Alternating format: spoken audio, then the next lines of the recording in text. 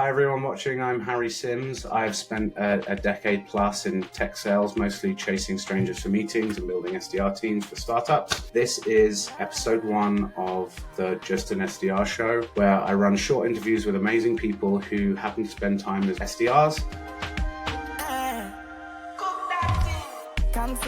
Today we have Tanner Baldwin, who spent some time as a BDR at Uber and ZipRecruiter. He plays basketball with Adam Sandler, and now Tanner is founder and CEO of Scout, after a few other stops along the way, which we'll get into. Before we do, Scout, I say this generally, I've used nearly every sales tool there is. It might have the lowest barrier to entry and with the easiest prospecting tool with a lot of power, right out the box I've ever tried. In about 2 or 3 minutes before this show, I was realizing like what you were trying to do and how you're putting kind of the user inside AI and not having AI take over their lives. And I think the product concept's very, very clever, Tanner. The email interface is very beautiful too. The concept of rules and the rule bank is something I've been begging vendors for a very, very long time. If anyone listens to this, they probably won't. Go to tryscout.ai and give it a go. It takes literally minutes to sort of realize some of these things. Thank you, Tanner. Welcome. Do you want to introduce yourself and add anything else? Yeah, thanks, Harry. It's great to be here. I appreciate the kind words. Just excited to chat and hopefully share some valuable experiences for anyone who may or may not be listening. Awesome. Okay, icebreaker time. What is an embarrassing moment in sales that you're comfortable sharing with the world? It's probably not what you'd expect, but I started my sales career knocking on doors. I did door-to-door sales for solar panels. So you can imagine this kind of stranger showing up to your front door unannounced, trying to put something on your roof that you really don't want. But that's what I did for 2 summers while I was in college. And this didn't just happen once, it happened multiple times. But yeah, on multiple occasions, I had the cops called on me for knocking on people's doors. So it actually happened once each summer. And it was usually just like some angry man who felt threatened or something like that and decided to get the police involved. And they would come and I'd have to show them my badge and say, I'm allowed to be here, blah, blah, blah, blah, blah. Obviously never got in trouble for it, but it's a little embarrassing when you're standing in a neighborhood getting greeted by a police officer while you're trying to do your job. Very good. Preparing you for your future career, I'm sure. Yeah, exactly. Was this at Oregon? No, the first summer that I did it, I was in Long Island, New York. And the second summer I was in Huntington Beach, California. The reason that we did it is because they let myself and a bunch of my college buddies come out and get free housing and basically just, sell solar panels, and we all got to hang out and have fun and kind of do that on the side. So it was more of a fun activity than anything, but it was really my introduction to sales and how I kind of fell in love with it. Got it. So you got the bug. All right. Well, we got a bit of your story already. Care to expand on that? What is your story? Share whatever personal, professional, whatever you feel comfortable with. I mean, until late into college, I really didn't know what I wanted to do. I would probably tell my parents when I was younger that I wanted to be a lawyer or something because I like to debate. And I think my girlfriend would attest to that. But yeah, I just kind of took these sales jobs in college selling solar panels, realized that I was, pretty good at it, and started to invest more of my time to improve. I remember watching this like mini series that Jordan Belfort created, who's the guy in Wolf of Wall Street. It's called Straight Line Persuasion, if I remember correctly. And it was like a series of videos that taught people how to sell, kind of agnostic of industry, but more like transactional products. He made a lot of analogies to like selling knives when he was younger, and he was knocking on doors to do that. So it focused a lot on like tonality and like little persuasion tactics, and that was just really interesting to me psychologically, that you could say things in a certain way to get a certain reaction out of someone. A lot of the times it doesn't matter what you say, it's how you say it. And that kind of kicked off my just general interest in like sales and sales psychology. And so I knew that when I graduated I wanted to do sales somewhere because I was good at it and it would be a good foot in the door.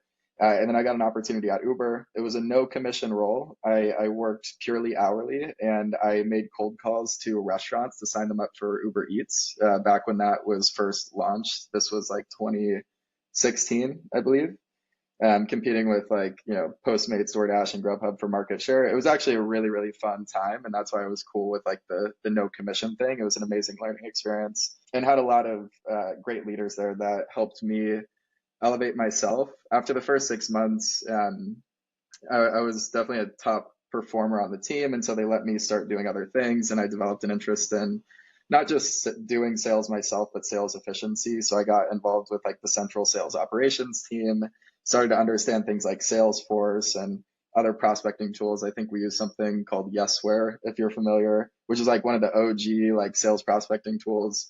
So I did a lot of our like email campaigning through that, kind of handled that for our organization, our local team. But that was kind of step one. And then from there, I was almost forced to move to San Francisco with Uber because they regionalized our teams and got rid of the LA office, and then decided that I wanted to stay in Los Angeles.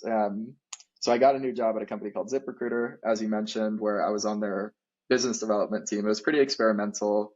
To keep it short, we were selling like job boards to websites. So I would call you and say, "Hey, you have a website. I think you might have job seekers on there. You should put this job board on there and I'll pay you money every time someone clicks a job." So that's what I was selling there. It was a lot of prospecting, cold calling, cold outbound.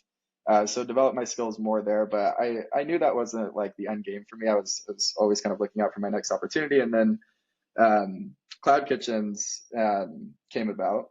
And that's the company that it was originally started by a guy named Diego, but then Travis Kalanick, the founder of Uber, got involved very early on. And I went over there as an early employee. I think I was like 12th or 13th there, and was initially focused on just selling kitchen space to restaurants. They had like one of these cloud kitchen facilities at the time, and my goal was to get it full.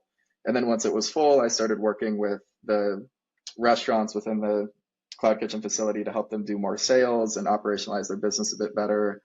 And then we started to scale really, really quickly. And I had this really cool opportunity to step up into more of a leadership position at a young age and start to build out a sales organization. And so we ended up hiring well over 100 sales reps across account executives and SDRs, something like 6 sales managers. I had a sales operations team that handled all of the different, GTM tools, Salesforce. I think we're using Zoom Info, Sales Loft, and a couple other tools. So managed like the rollout, implementation, and ongoing management of those tools. And then hired a marketing team of, I think, 5 or 6 people that did all of our performance marketing and SEO. And so, yeah, everything like on the GTM side kind of fell under my purview, and it moved really fast. But yeah, it was just a ton of great experience. And we ended up 8xing our sales productivity from like when we initially were selling when I first got there as we built out that team. So saw huge efficiency gains. And there were a number of reasons for that we can dive into, but like that was my experience there. And then I knew that I didn't want to be in like the food delivery business for a long time. So I kind of came to an end of my time there and went to a company called Teamflow, which was a startup that was building a remote office. And yeah, it was at the beginning of COVID when the founder started it. He got a bunch of funding from a few big VCs and needed help just growing sales. And so I joined as the first go-to-market hire. Josh ended up joining eventually at some point. And yeah, we worked together to grow just that business in general. And at some point, we realized the idea didn't really make sense. We were having pretty bad churn problems, and the CEO wanted to pivot, which we were totally supportive of. But at that point, I wasn't really ready to go through a pivot and try and take a new product to market if it wasn't my own. So Yeah. I wanted to take all of the experience that I had gained at that point and all of the gaps that I saw in like sales tooling and just build a new business and try and build like a better prospecting tool than I existed at the time. So that's kind of what led me to Scout. Wow. That's a crazy rise. Crazy rise. It was intense for sure. I'm really interested in that 8x productivity. How did you measure that? I wrote a little bit about this on LinkedIn the other day, but like when I joined, the productivity on a per sales rep basis on average across the, I think 3 or 4 reps that we had at the time was like half a kitchen per month. So like every 2 months they would sell one kitchen. One contributing factor to this is we did open up a lot more inventory, so we had more supply to go sell. So I can't act like that didn't influence it a little bit. But at the same time, we got really, really smart with how we did our outbound prospecting. We figured out a way to essentially approximate delivery volume for every restaurant across all major delivery apps based on what we called review velocity. So like we built this algorithm with our data science team that was able to correlate the amount of reviews that people were getting on a daily basis to the number of orders that they were doing. So we were able to hone in on like the top, let's call it 10% of the market in terms of delivery restaurants doing the most volume. And we would reach out to them and be like, hey, if you want to expand, you can do so in a cloud kitchen today. If you maintain that volume, you're going to be profitable on day one. And so we got really, really good at outbound. The other piece was, and I mentioned how I built a performance marketing team. I wasn't doing that for a while, but my boss, when he joined, he was like, why aren't we doing inbound marketing? The company was operating in stealth mode at the time. So I was like, because I'm not allowed to talk about it online. He was like, okay, we're just going to do it anyways. I think this is going to be a huge growth unlock. So go figure out how to advertise on Google and Facebook. I had never done this before. And I was like, oh my God, like, how am I going to make this happen? Figured some stuff out really quickly. And we ended up generating some crazy amount of leads, like over 100 leads per week at like less than $5 a lead. Specifically on Facebook was powering a lot of this. And so we combined our outbound efficiency gains with like this massive inbound pipeline. And now you can imagine the reps are just like calendars full of meetings. And so we accomplished this goal, which was like, what do you hire AEs to do? You hire them to sell and have conversations and close deals, not like twiddle their thumbs and wait for people to set meetings for them. So we got in a really good motion of like packed calendars every day, really maxed out productivity. And that's how we did it. Very good. Did you use the lessons you learned from the outbound targeting to influence your ad strategy? It's a good question. We didn't really need to. It's a funny answer, but there's two components to it. We couldn't immediately retarget the owners of these restaurants that we knew were doing high volume because we didn't have like the information to do that programmatically on these platforms. But at the same time, like it didn't matter because the right people would respond to our ads. And we had like this weirdly high quality lead flow from the outset. I don't know if it was because of like the way we were running ads or the way that we were targeting, but we just targeted like restaurant owners in all of these different geographies and put this ad up that was like open a restaurant or like a delivery restaurant in less than 4 weeks. And we got a huge response to it. This was also during COVID. As you can imagine, delivery is more of a thing. And so that contributed to it as well, I would say. But there was never really like this quality issue where we need to refine our targeting strategies or anything like that. It just kind of worked out of the gate. That makes sense. I think if you'd probably stayed there for years and years and years, there probably would have been some of that needed. But like how you just hit this, you just hit the right people and you create a curiosity gap. It's very interesting. I could unpack that forever, but I want to get through some of the other ones. One thing I really want to shine a light on is how these roles change people's lives. And I know that's so cheesy, but it happened to me. How did your life change from door knocking, Uber, ZipRecruiter to go-to-market leader roles? Sales is everything in life, in my opinion. It doesn't matter if it's in a professional or a personal setting. If you understand the psychology of sales and persuasion, you can simply get things done faster. And I would say get your way, but that sounds like a little bit selfish. But like if you are a leader with integrity and you know the right things that should be happening, it's much easier to get from point A to point B. If you know how to sell individuals internally, not even considering the fact that it can make you money if you do like outbound sales and go find leads and close deals. That's all great. But I feel like it's given me more of like a leadership benefit and the ability to build a company and align departments and things like that, more so than it has given me the ability to just like go out and make $1 million. That's like, I don't know, that's just my path as well. Like I didn't stay in a role that was like like enterprise AE. That was never super interesting to me. I was like, I want to take these skills and apply it to other parts of life. And it's really reflected in my personal life as well. Even silly things like going and trying to find a partner. You know, you're going to be more confident in approaching people and your ability to talk to them and being charismatic. Like this is a muscle that people build. I think a lot of people think sales is a gift. Maybe it is a little bit more natural for some people, but I've seen so many people that don't have the gift of sales, but have become extraordinarily successful just by applying some level of discipline to their learning. I speak to founders all the time, say I don't know how to sell, but they've got an army of people following their vision. And it's like, you do. It's a great point, and you're so right in that analogy. Like, yeah, founders have to be able to sell. They go and raise money, they convince people to work for them, they convince them to kind of work toward a vision. That's a much more challenging sale than like selling a product. 100%. Again, a bit of a cheesy question. What were some of those really early learning moments at ZipRecruiter and even door knocking? We'll go back there, Uber, that helped you or you remember and use today? Is there any real moments that jump out at you? Yeah, the money's in the follow-ups, and I think that applies to like anything that you do in life. Like it's very easy to get someone excited once and agree on something, but then to like execute and drive that home is a totally other skill set. And that was really prevalent with like door knocking. You know, I could go have a great conversation with someone, but like these people aren't going to call me back 99 out of 100 times. So I got to go knock on their door again and follow up. And selling to restaurants, same thing. They're very busy people. So you always had to constantly chase them down. Like I feel like a lot of people that sell into these types of industries and verticals, they have these great conversations and then the deals don't close and they're like, what happened? Like, why not? It's like you have to take control of the process end to end and make sure your execution is pristine or else you're not going to get anything done. So I think that overall idea of like the money's in the follow-ups and like the things that you want to happen by following up and executing well is a very important lesson.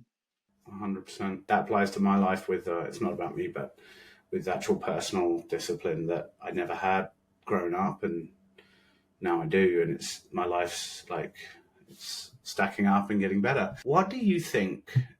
And you better have a good perspective on this because of what you do.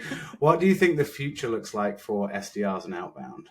Are you a naysayer? Are you concerned? Are you worried? Or are you bullish like I am? No, I'm bullish. Where everyone's going to gravitate toward, whether they like it or not, is like lower volume, more thoughtful outreach that's higher conversion. Not these like spammy. I don't want to insult anyone. I'm friends with a lot of people that are building these types of companies, but like the whole AI SDR kind of thing, like reach out to everyone in your, TAM or SAM, whatever you want to call it, burn through those leads in a couple months, get a few meetings, but then like the well-run strand, you're like, what the heck do I do?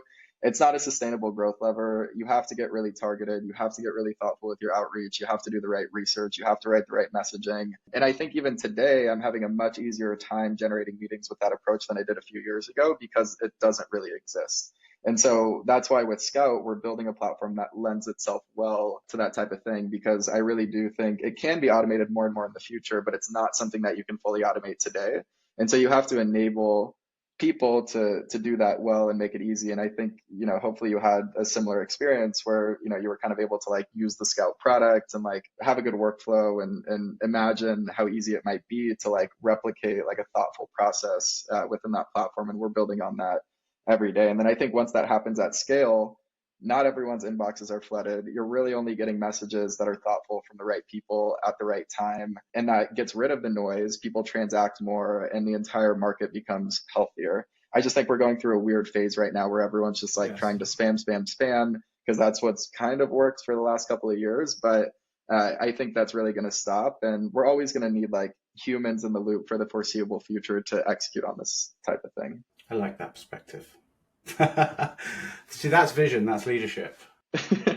I couldn't agree more. I think there's an interesting question that no one seems to know or our answer is like, yeah, you may get your short-term dopamine hit by getting a high-volume email campaign that bangs for a couple of weeks.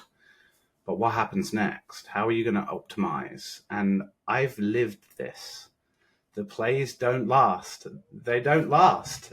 They don't. And that's the thing. It's like, that's why these agencies that do high volume email, for example, have such bad churn. Like they can support a customer for a month or two. And then they're like, well, where do we go from here? They're like, well, there's no more leads. So you have to niche down. You have to figure out who your best customers are. And you have to focus on getting in touch with like a percentage of them and do that in whatever way possible. Like the metrics shouldn't be activity based. They should be, hey, you have 100 accounts.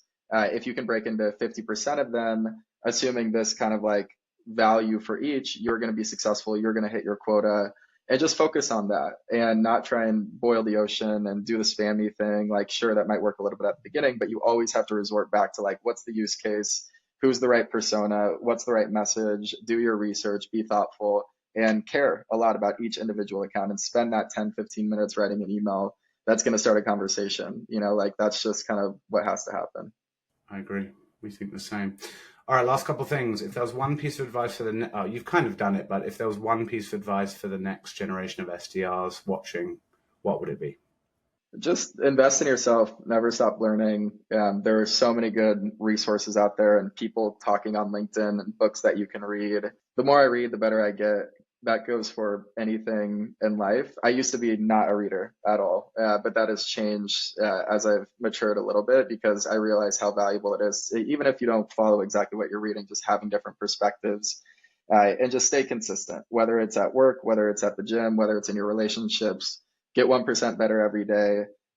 Don't get lazy, and just commit to whatever you do and be the best you can be.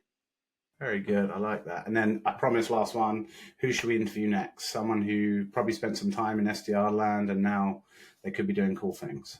Josh Garrison? I nominate Josh for sure. I think he's a great person to talk to. Yeah, I think he'll be great too. I already asked him and he said maybe next month or something. He said he's too busy. Yeah. He is a busy guy though. That guy is. I know. He just had a kid. He's doing a lot. Yeah.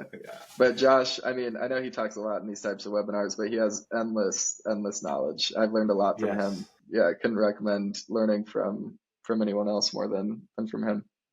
Josh has a similar story to you in a way that there's lots of variance and there's jumps every time. I like his story too. Yeah, lots of passion from him.